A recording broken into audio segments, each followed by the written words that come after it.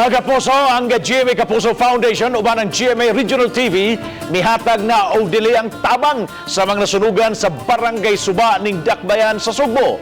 Si Luan Mirondina adunay live report na may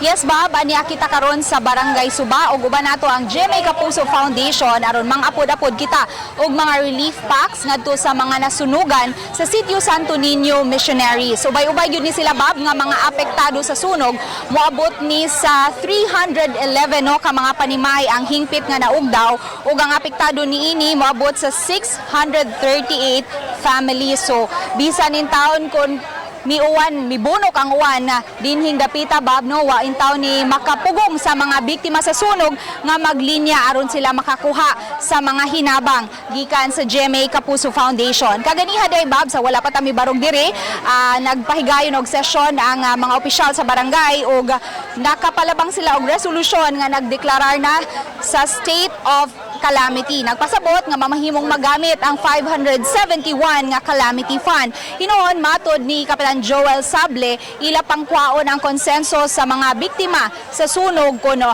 sa unsang paagi nila magamit ang 571,000 kun gamiton ba kini sa mga housing materials. Unya kini nga apektado sa sunog, Bob, nasakop man ni siya sa SIR kon Slum Improvement Resettlement. So nagpasabot mamahimo silang makatukod pagbalik sa ilahang mga panimay, gawas lang niadtong uban nga wala marehistro o walay SIR number. So walay ipatuman nga reblocking tungod kay kung nasakop ka sa SIR na ama na isukod sa matag balay. So subayon lang kung unsay sukod sa ilahang balay. Of course, kinahanglan usab nga ang clearance gikan sa barangay sa dili pa sila motukod og balik. Og so far, Bob, mao kana ang latest nga atong nahipos gikan dinhi sa Barangay Suba, Bob.